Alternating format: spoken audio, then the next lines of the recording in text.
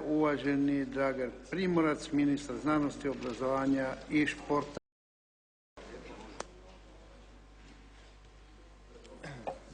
Hvala vam lijepo.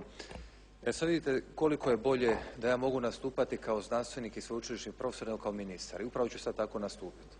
Ali, kao što ste vi rekli, zbog istine. Jer stvarno imam osjećaj da u svo dužno poštovanje barem bi trebalo neke elementarne stvari kao znanstvenik poznavati i ja ću sada dati nekoliko činjenica koje su, mislim da su iznimno važne da neke nedoumice riješimo.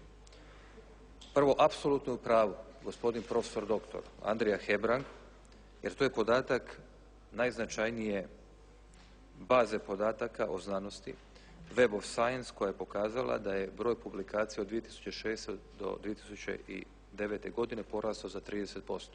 To je drastično povećanje za sve one koji su u sustavu znanosti, gotovo nevjerojatne za jednu malu hrvatsku državu. Tu govorimo o časopisima koji su citirani u svim mogućim indeksima, tu govorimo o bazi podataka koja je standardizirana, koja vrijedi za jednog hrvatskog znanstvenika, ali jednog znanstvenika koji dolazi iz SAD-a. Dakle, to je podatak apsolutno korektan, točan.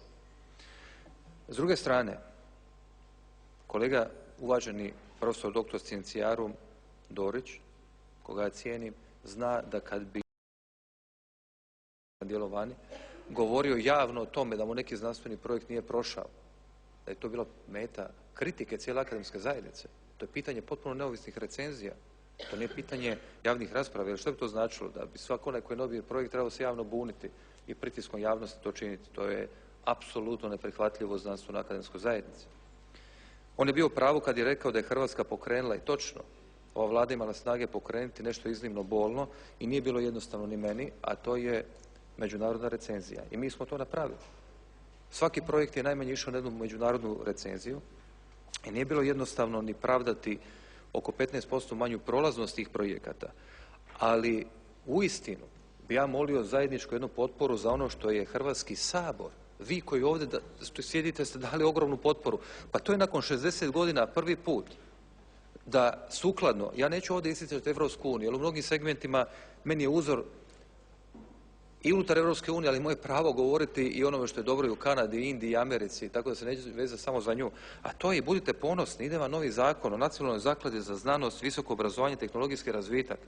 Dragi prijatelji, ovo je prvi put u povijesti Republike Hrvatske da je jedan tim, ja ću to reći hrvatska Vlada, ali i Hrvatski sabor imali snage donijeti dokument koji se nitko nije usudio zadnjih 60 godina, a da je potpuno znanstveni projekti idu izvan ministarstva na potpuno neovisno o politici tijelo, a to je Nacionalna zaklada. To je ova ekipa prvi put imala hrabrosti i taj je zakon u postupku. Znate što to znači? To znači da će možda pitanje prolaznosti znanstvenih projekata biti drastično sniženo. Ja nemam problem, ja sam blizu 1000 znanstvenih citata, a vi znate koji su u znanosti šta to znači. Ali će mnogi imati problem i onda ću tražiti vašu potporu tim mjerama koje Hrvatsku čine tako prepoznatljivom. 60 godina se čekalo da se Hrvatski dogodi ono što je jedna Njemačka napravila kroz DFG ili Amerika kroz National Science. I to upravo ovih dana je na razmatranju od strane vas. I zato molim hrabrosti i to istaknute. Dakle, sva pitanja glede znanstvenih projekata koja su 60 godina bila otvorena su sada riješena donošenjem tog zakona. Isto tako, dozvolite mi reći, govorili smo o kapacitiranosti i snazi hrvatskih znanstvenika i to zbog istine moram reći. Mi smo uplatili 3,3 milijuna eura u 6. okvirnom programu i Hrvatska akademska zajednica povukla 16 u nekoliko godina, što je stavila, čitajte, tisak izvješća Brisela da smo među vodećim državama u tranziciji, ono što nas je iznenadilo iznimno ugodno. I to ja ne želim dati nikako priznanje, ne samo, ne želim isticati ovu Vladu koja uistinu i premijer su dali toliku mogućnost da se neke stvari dogode koje su politički vrlo skliske. Želim svima, cijeloj akademskoj zajednici. A znate što je to? Da je u 7. okvirnom programu u samo prvoj godini hrvatski znanstvenici povukli rekordnih 16 milijuna kuna. I ovdje nazočan doktor Fuchs vam može posvjedočiti, danas već 18, što je apsolutni rekord od svih država u regiji. To su napravili hrvatski znanstvenici. Po čemu mi razgovaramo danas ovdje? On je bio sam kada je javna pohvala Republici Hrvatskoj išla. Meni ne trebaju javne pohvale iz Brisela zbog onoga što znamo da je istina. To je snaga Hrvatske akademske zajednice. Ali je dobro istaknuti. Ali smo imali snage napraviti još jedan iskorak, mimo Europske unije. Pa se onda dogodilo da se u 3 godine potpisali znanstveni projekti sa NIH-om ili National Institute of Health koji je to samo napravio. To je najsnažnija američka zdravstveno-znanstvena institucija sa proračunom 39 milijardi eura, čijeg predsjednika direktno imenuje predsjednik Sjedinjenih Američkih Država. Oni su napravili taj ugovor sa Izraelom, Njemačkom i Hrvatskom. $1 milijun. To je povjerenje u Hrvatsku akademsku zajednicu. O Izraelu vi sve slušate. Izrael je to napravio 4 države, između njih i Hrvatska. Ovih dana se sprema Japan i ovo što je profesor Ćosić rekao, Indiju. E sad, želim zbog javnosti još jednu neizmjerno važnu činjenicu reći. Dakle, ova Vlada imala snage, pored financiranja znanstvenih projekata koji kao takvi idu i koji su porasli, prema riječima profesora doktora Scientiaruma Dražena Vikića Topića, mog državnog tajnika, 64% u prošle 4 godine, napraviti iskorak da kroz Hrvatski institut za tehnologiju daleko prije nego što je osnovan Europski institut za tehnologiju osigurati nova financiranja koja u ovom trenutku od 2004. 2009. nose 225 milijuna kuna. Razgovarali smo o gospodarstvu. Kolega Flego nije ovdje, ali pozna BICRO, da je BICRO dignut iz mrtvih i da BICRO kao Business Innovation Center koji spaja gospodarstvo i znanost je do sada više od 90 milijuna kuna uložio i prve tvrtke koje su nastale, znanosti, gospodarstvo, funkcioniraju u Republici Hrvatskoj. I opet moram istaknuti još jedan podatak. Ova kvaliteta se ne bi dogodila, niti bi bilo šanse da prođe ovaj zakon, da ne postoje neki drugi ključni aspekti. Dakle, vrlo je jednostavno govoriti o znanosti i obrazovanju pred izbornim kampanjama, ali ja bih želio vidjeti ko je ostvario prvi dan nakon izbora ovakve stvari. Opet ističem ulogu i Vlade i Sabora. 6200 novih radnih mjesta otvoreno u sustavu vertikalu obrazovanja i znanosti. 350.000 metara kvadratnog prostora je ova Vlada izgradila u zadnjih 5 godina prostora na sveučilištu da bi mogli doći u ovu fazu danas. Zato ovaj zakon ima smisla. On prije 4 godine nije imao smisla, ni prije 5 godina. I dozvolite mi reći jedan podatak koji mene uvijek veseli. Konačno, oko ključnih pitanja postoji konsenzus politike. Nikom više ne pada na pamet dvojiti da li je potrebno obvezno srednjoškolsko obrazovanje do prve kvalifikacije. Sad je anketa preko 93%.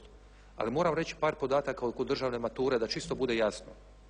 Ova brošurica koja je ovdje i koja je tiskana, ona predstavlja daleko veću snagu od one što ona sama je. Ovdje su odluke hrvatskih visokih učilišta, hrvatskih sveučilišta, odluke senata.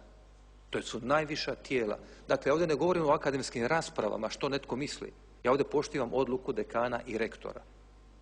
I doti jedno od njih je pristalo i prihvatilo državnu maturu kao kriterij upisa. Naravno, uz potrebna testiranja, ako je to pitanje stomatologije, morate imati manuelne neke druge vještine. Dakle, to više nije pitanje akademskih rasprava. To je bilo pitanje tijekom 5 godina. Pitanje vanjskeg vrednovanja, opet koji se prvi put dogodilo prije nekoliko godina zahvaljujući Nacionalnom centru i svima nama, jer da nije zakon izglasan od Hrvatskog sabora, nema te. Tu postoje 2 ključne stvari, a to su nacionalni ispiti koji rade permanentno vrednovanje vanjskog obrazovanja u školama i to su one rang liste koje su izašle i državna matura koja nakon svojih rezultata u konačnici doprinosi formiranju rang lista objektivnih gdje sve isključivo ovisi o uspjehu i znanju djeteta do tada i rezultatu državne mature. I zato je ovaj prijemni ispit. Dakle, situacija je vrlo jasna. Hrvatska ne čini nikakve eksperimente, Hrvatska vrlo jasno slijedi iskustva drugih, poštivajući svoju vlastitu tradiciju. Niti jedan od ovih projekata nije projekt koji je u bilo kojem segmentu, ja bih rekao, toliko inovativan da je riskantan, ali bez obzira na sve dogovorili smo da 2009. godine idemo eksperimentalnom državnom maturom kako bi imali vremena popraviti sve za sljedeću godinu i kako bi 32.000 srednjoškolaca sa mirom ušli u ovaj projekt koji ja opravdano mogu ovdje nazvati. Proveli smo ih dosta, i Bolonju, i HNOS, i kurikulum. Najveći projekt u povijesti hrvatskog obrazovnog sustava. Više od 450 radnih sastanaka mimo akademske zajednice. Sa njima smo se približili oko 900 sastanaka, radnih sastanaka i nacionalni konsenzus. I to je jedina istina koju treba izgovoriti na tom mjestu. Hvala vam lijepo. Zahvaljujem.